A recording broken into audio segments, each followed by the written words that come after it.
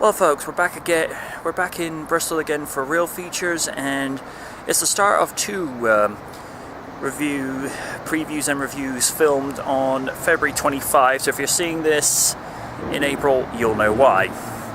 I got schedules to keep. The first of today is the Lego Movie 2, the second part. Considering it's been 5 years since the original, will it be able to live up to the expectations and the standard that the original set, and of course following up from the Lego Batman from 2 years ago? We shall have to see. In 2 hours, you will find out if the Lego Movie 2 connects well with the first movie. Until then, MJ Night out. Okay, give you 5 seconds just to click off this if you think this is the spoiler-free review. Okay. I'm just going to say right off the bat, with regards to writing, I don't think this one's as strong as the first movie. In the context of when the first movie was done, that was a huge breath of fresh air, because we hadn't really seen a family-rated movie like that in quite some time, where it's able to have these sort of tongue-in-cheek moments, but it's not actually crossing any censor barriers, for lack of a better description, where there's the subtle wink-wink humor, but because they're not actually saying specific words, it doesn't put the age rating any higher. And the fact that, you know, we have Will Arnett as possibly the best voice actor for Batman since Kevin Conroy, but done in such a comedic fashion that it actually suits the purpose of what they're going for. And Chris Pratt was amazing as Emmett. Elizabeth Banks, I love as her character.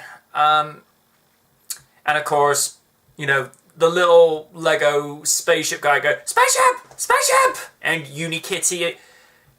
These were ideas where it felt like something so random and something that only one particular person or a set of writers could actually come up with, but it actually works. And the score and the soundtrack was just amazing. Here, while it's an entertaining movie and it does set up a nice story arc for Emmett to go through, and in the same context, it's a nice story arc for Lucy to go through, because all we really understood and established with the first movie is that she was a badass female protagonist. That's all we really knew. Here we get, you know, the layers of her character peeled back, where she puts up the tough act as a way to sort of mask her feelings, I suppose in a similar context to how Spider-Man will use humor as a facade to mask what's really going on. In a similar way, you could equate Batman in that same equation, because, you know, Bruce Wayne is his mask, whilst Batman is his real face. You know, it's the persona he actually is regularly. Whilst that's good, I felt like a lot of beats and humor was borrowing a little too much from the first movie, in the sense that, you know, you see Emmett just goofing off, Batman's going for his usual narcissistic playthroughs he did last time, and Will Arnett, although he's somewhat of a Batman is somewhat of a pivotal character within this, he's played down compared to last time. And when you have Rex Dangervest, which I suppose is kind of a nod to maybe Rodney Dangerfield, I mean, I don't know, and the fact that the character is obviously a pun on Star-Lord and Owen Grady from Jurassic World, where he's actually got so many Velociraptors in his squad, ranging from names like to Ripley and Connor, because like, I get it, because they're all female and they've got badass female names off of characters from movies like Aliens and Terminator. It's like, okay, I get it. You know, that's actually not bad. That's actually pretty good. But other than that, it feels like it's borrowing, again, like I say, too much from the first movie, and there's a lot of a time travel aspect where they borrow aspects from the TARDIS from Doctor Who, the DeLorean from Back to the Future, how they got the, you know, the Terminator robots and Kyle Reese to go back in time before, and even Hot Tub Time Machine, which I'm like, okay, I didn't realize we were going to go for something that obscure.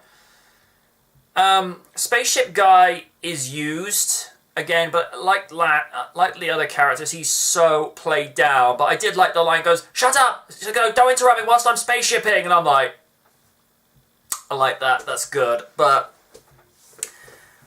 one thing that I did raise an eyebrow to is when Rex says to Emmett, "Come on, you're a master breaker," and I'm like, did you just make a masturbation joke?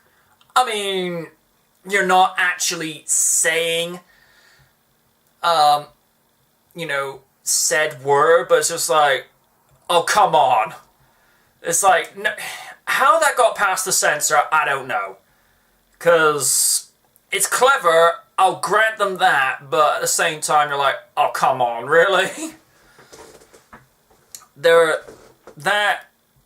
I don't know.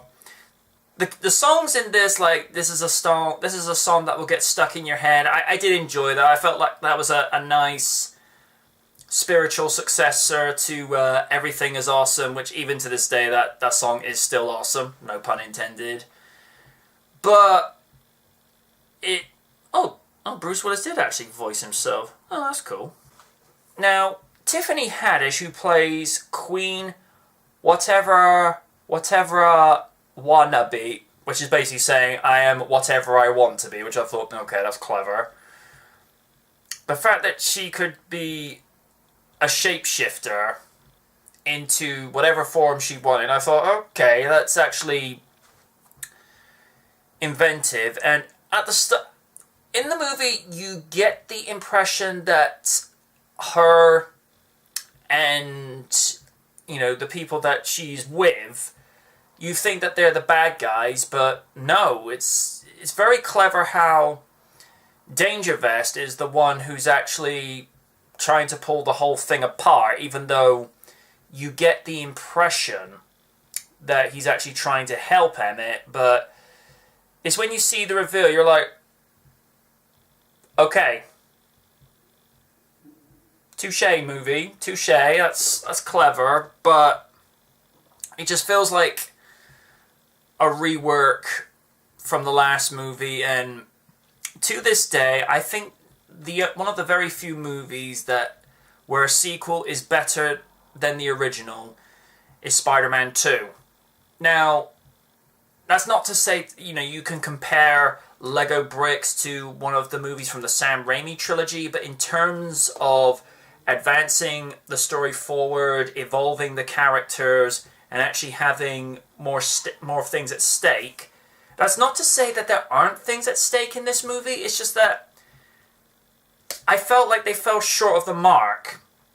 And like I say, with Spider-Man 2, you get a progression of Peter Parker's responsibilities, that it's not that easy being a superhero, and you actually build what was, you know, founded on the first movie.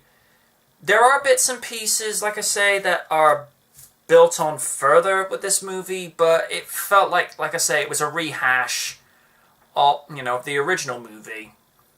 So, again, it's not an awful movie, but in all honesty, I think I'm going to have to just give this one a good flip bargain. It's good, but nothing to write home about. Sorry.